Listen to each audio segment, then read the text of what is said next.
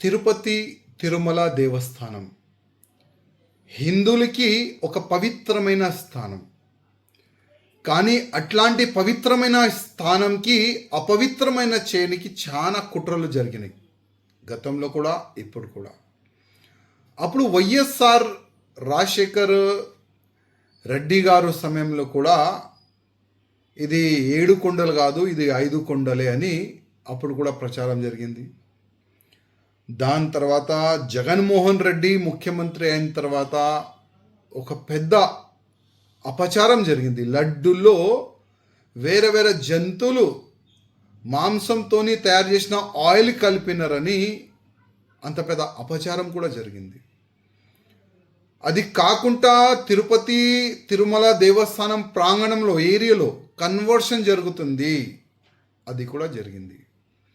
అది కాకుండా వేరే మతమోలు గుడి ప్రాంగణంలో పనిచేస్తున్నారు, జాబ్లు తీసుకుంటున్నారు, అట్లాంటి కూడా కొన్ని ఇష్యూస్ జరిగినాయి. ఇప్పుడు కొత్తగా ఒక ఇష్యూ, ఒక వీడియో వైరల్ అవుతుంది. ఒక ముస్లిం సమాజానికి చెందిన ఒక వ్యక్తి తిరుమల అట్లాంటి కొండ పైన నమాజ్ చదువుతున్న అట్లాంటి ఒక వీడియో వైరల్ అవుతుంది.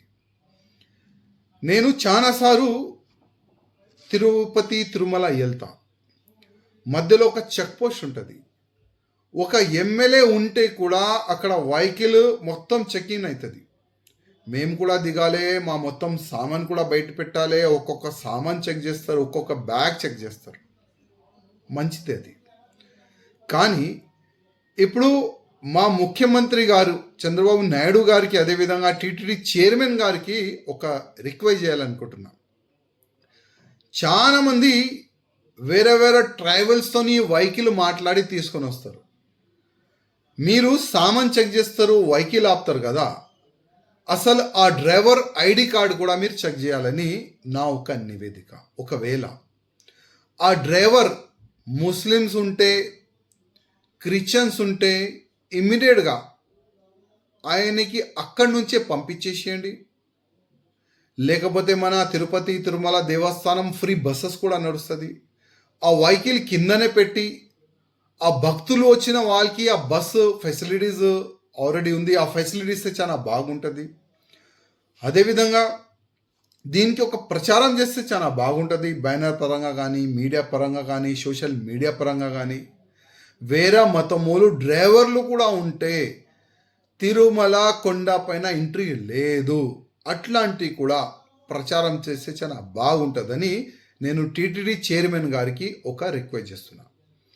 ప్రతిసారి మనం చూస్తున్నాం తిరుపతి తిరుమల దేవస్థానమే టార్గెట్ అవుతుంది. ఎందుకంటే యావత్ భారతదేశం కాకుండా యావత్ ప్రపంచం నుంచి శ్రీ వెంకటేశ్వర స్వామి భక్తులు వస్తారు, దర్శనం చేసుకుంటారు. అక్కడ నుంచి హిందుత్వం స్ట్రాంగ్ అవుతుంది, హిందూ ధర్మం పట్ల ప్రచారం అవుతుంది మంచిగానే.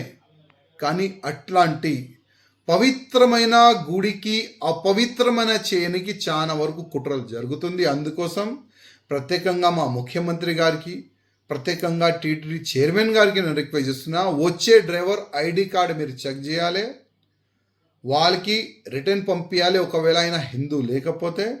అదేవిధంగా ఈ వీడియో వైరల్ అవుతున్న ఆ వ్యక్తిని దూడాలండి, చూడండి ఏ వెహికల్లో వచ్చిండు, ఎవరు ఏం సంగతి, ఆయనకి అరెస్ట్ చేసి జైలుకి పంపిస్తే మళ్ళొక్క వ్యక్తి ఇట్లాంటి పని చేయరు. నేను ఆ విధంగానే అనుకుంటున్నా. ఇమ్మీడియట్గా ఆ వ్యక్తిని అరెస్ట్ చేయాలని నేను మా ముఖ్యమంత్రి గారికి రిక్వెస్ట్ చేస్తున్నా.